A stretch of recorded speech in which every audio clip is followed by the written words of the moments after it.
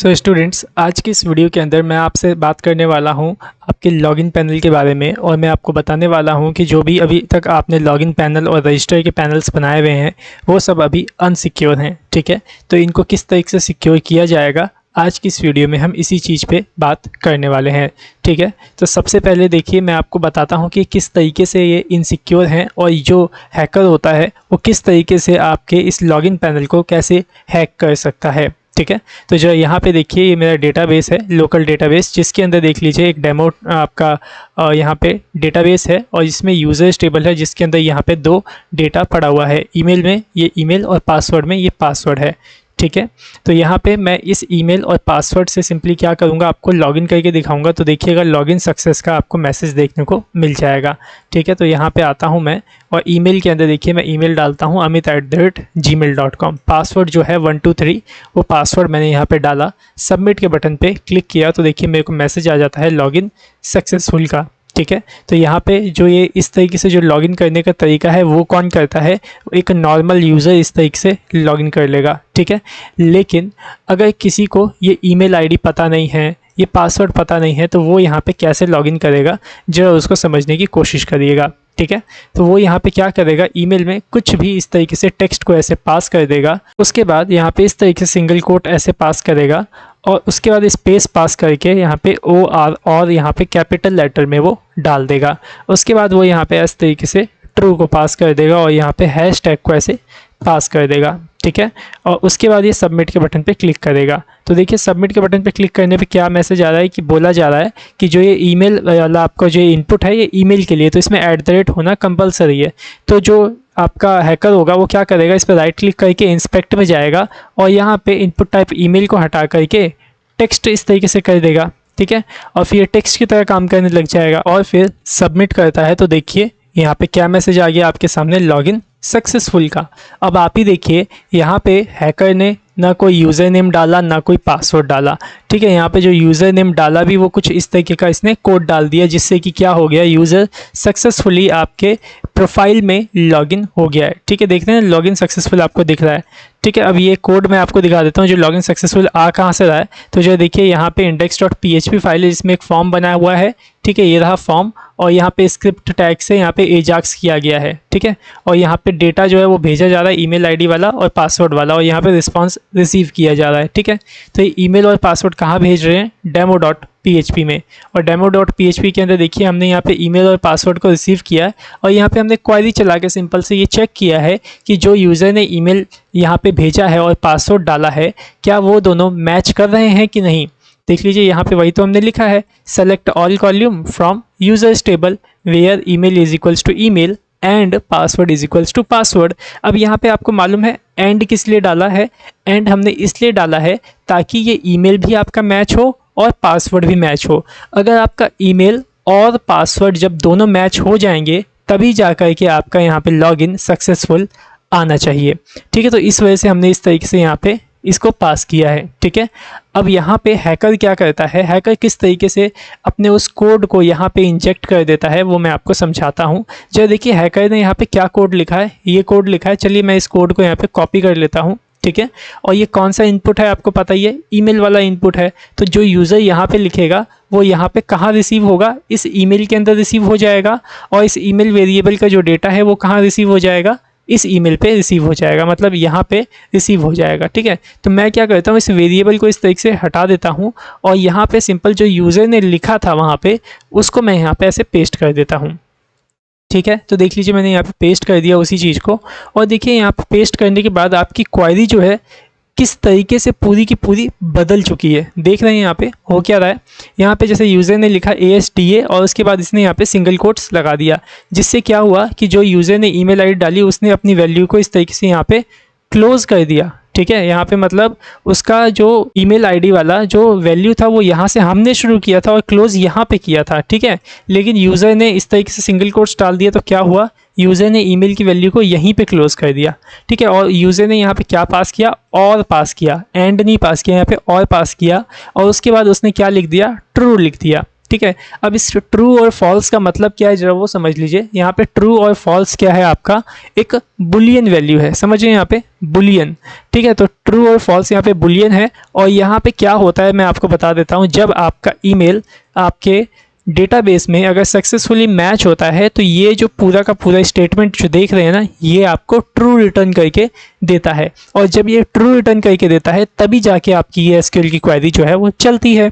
लेकिन यहाँ पे हैकर ने क्या किया कि अगर ये ईमेल ट्रू नहीं भी होगा तो क्या ट्रू हो जाएगा, वो उसने खुद ही ट्रू लिख दिया। तो यहाँ पे क्या होगा, जो आपकी क्वेरी है वो ऑटोमेटिकली चल जाएगी, ठीक है। और उसके बाद यूज़र ने ट्रू के बाद क्या पास किया था, इस तरीके से हैशटैग को पास किया था, जैसे कि देख रहे हैं यहाँ पे हैशटैग ये पास हो रखा है। तो ये हैशटैग देने से यहाँ पे क्या होगा, सिंपली जो इसके आगे का कोड होगा वो सब कमेंट आउट हो जाएगा। मतलब ये कोड आपके सर्वर के द्वारा रीड ही नहीं किया जाएगा, जिसके माध्यम से यहाँ पे जो आपका पासवर्ड है वो चेक ही नहीं होगा। जब यहाँ पे ये कोड कमेंट हो गया है तो कैसे ये चेक होगा, ये चलेगा ही नहीं आपका कमेंट, ठीक है।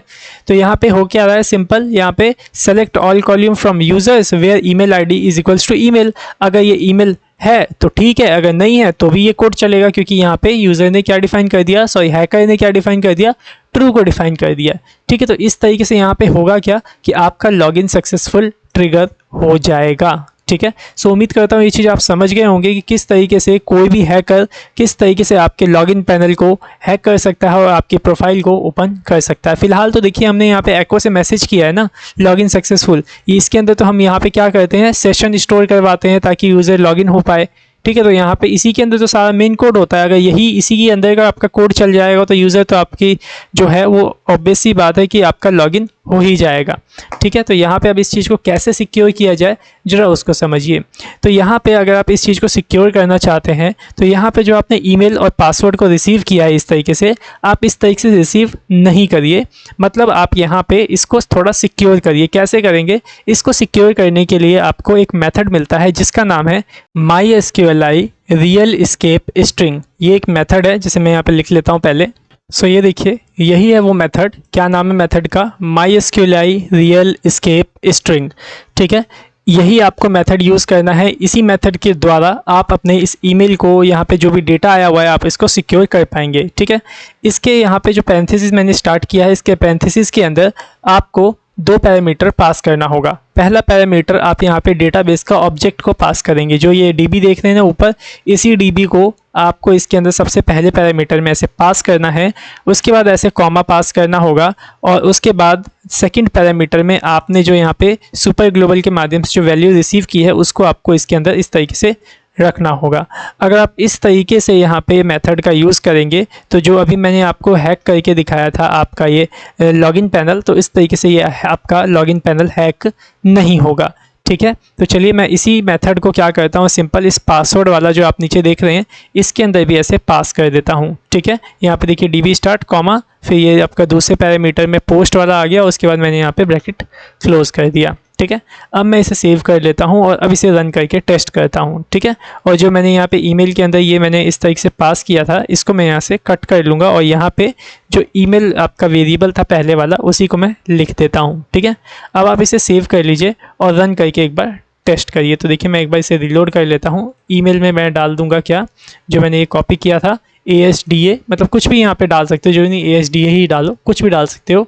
और यहाँ पे ये मैंने इस तरीके से पास कर दिया। अब यहाँ पे सिंपली एक काम और करना है, ये ईमेल इनपुट है, इसको यहाँ पे मैं इसको ईमेल से यहाँ पे मैं इसे टेक्स्ट को ऐसे बना दूंगा, ठीक है। अब मैं सबमिट पे क्लिक करता हूँ तो देखिए यहाँ पे क्या मैसेज आया, लॉगिन फेल्ड का मैसेज आया।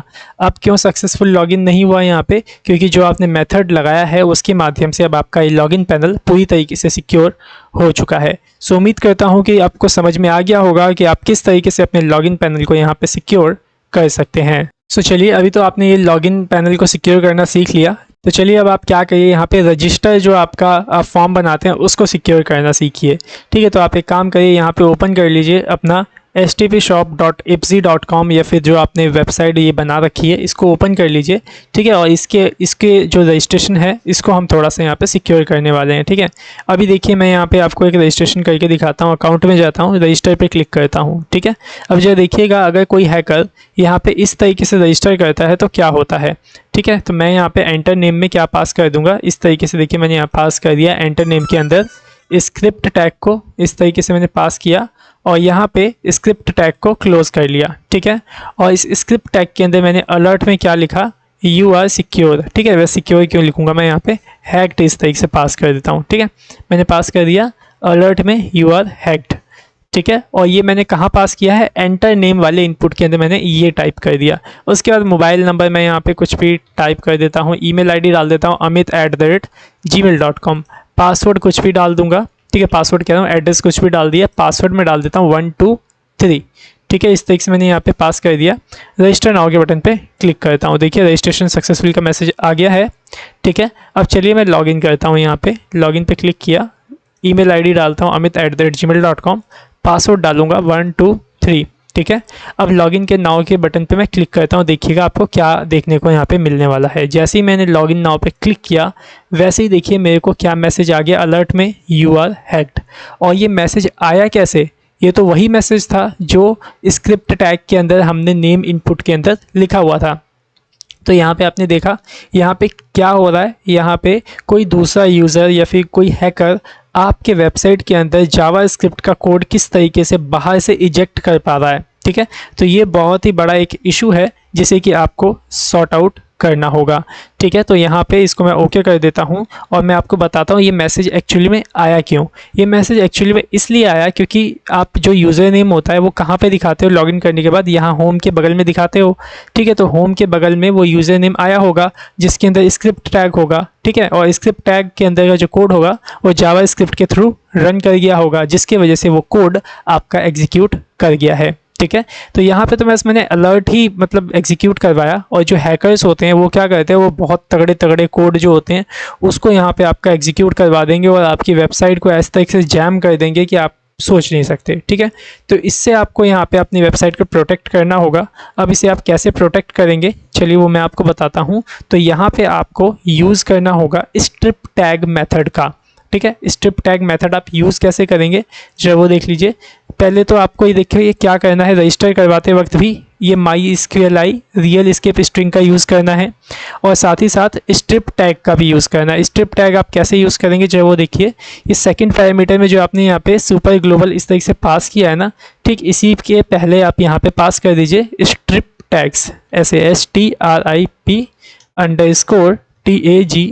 स्ट्रिप टैग्स, ब्रैकेट ओपन करिए और यहाँ पे इसका ब्रैकेट ऐसे क्लोज कर लीजिए, ठीक है।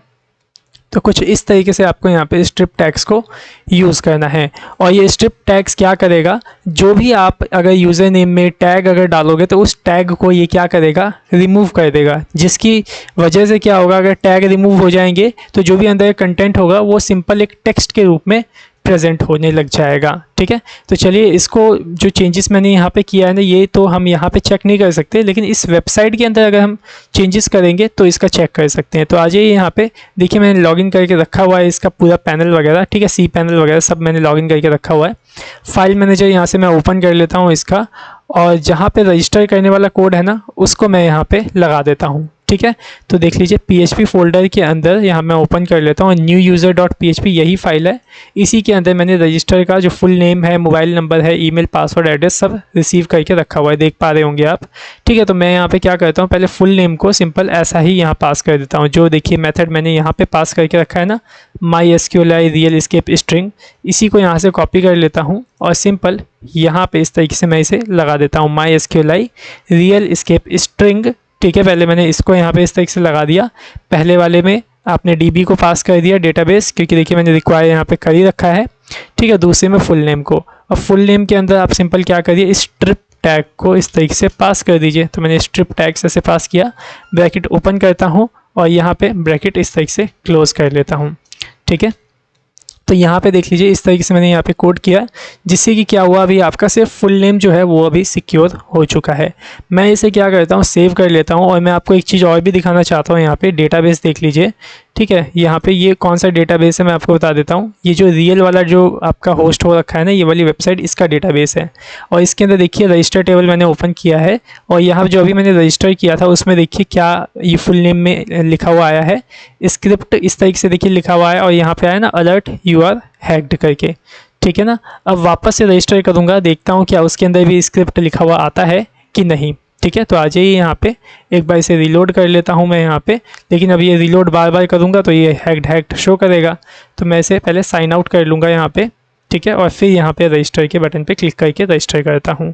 इस बार भी मैं सेम कोड यहाँ पे इस तरीके से पास कर देता हूँ अलर्ट में, यू आर हैक्ड, और यहाँ पे यू आर हैक्ड को सिंगल कोड से नहीं डबल कोड से ही रखना है आपको, ठीक है। और यहाँ पे मोबाइल नंबर वगैरह एंटर कर देता हूँ। ईमेल आईडी मैं अमित@ नहीं डालूँगा, dinesh@gmail.com डाल देता हूँ। एड्रेस कुछ भी, पासवर्ड 123 डाल दिया, ठीक है। देखिए रजिस्टर नाउ के बटन पे क्लिक करूँगा मैं यहाँ पे, देखिए रजिस्ट्रेशन हो गया सक्सेसफुल आपका, ठीक है। अब लॉगिन करता हूँ, देखते हैं क्या अलर्ट आपका जो ये आपने लिखा है क्या ये अलर्ट होता है कि नहीं, ठीक है। तो देखिए मैंने यहाँ डाल दिया dinesh@gmail.com, पासवर्ड 123। लॉगिन नाउ के बटन पे क्लिक करता हूँ। तो देखिए मैंने लॉगिन पे बटन पे क्लिक किया और यहाँ पे देखिए मैसेज क्या आ रहा है मेरे को, यहाँ पे अलर्ट यू आर हैक्ड। मतलब यहाँ पे आप समझ रहे हैं यहाँ पे क्या हुआ, जो भी आपने स्क्रिप्ट टैग के अंदर टेक्स्ट लिखा था वो एज अ यहाँ पे मतलब एग्जीक्यूट नहीं हुआ, इसी वजह से वो यहाँ पे देख लीजिए इस तरीके से प्रिंट हो गया है, ठीक है ना। और अगर मैं यहाँ डेटाबेस में चेक करूँ रीलोड करके तो देखिएगा इसके अंदर आपको स्क्रिप्ट टैग देखने को मिलेगा ही नहीं। तो देख लीजिए यहाँ पे स्क्रिप्ट टैग हमने लगाया था, लेकिन स्क्रिप्ट टैग यहाँ से अब रिमूव हो चुका है। और ये किसकी मदद से हुआ है, आपका स्क्रिप्ट टैग जो आपने लगाया था मेथड, उसी की मदद से ये रिमूव हुआ है, ठीक है। सो उम्मीद करता हूँ कि आपको समझ में आ गया होगा कि आप किस तरीके से अपने लॉगिन का जो पैनल है और जो रजिस्टर का फॉर्म है उसको किस तरीके से सिक्योर कर सकते हैं, हैकर से बचा सकते हैं, ठीक है। सो उम्मीद करता हूँ अच्छे से सारी चीज़ें समझ में आ गई होंगी। अगर कुछ भी चीज़ें ऐसी जो समझ में ना आई हो तो आप हमें डायरेक्ट कॉल करके पूछ सकते हैं, ओके। सो आज की वीडियो में सिर्फ इतना ही। सो मिलते हैं नेक्स्ट वीडियो में। So thanks for watching our video. Have a nice day.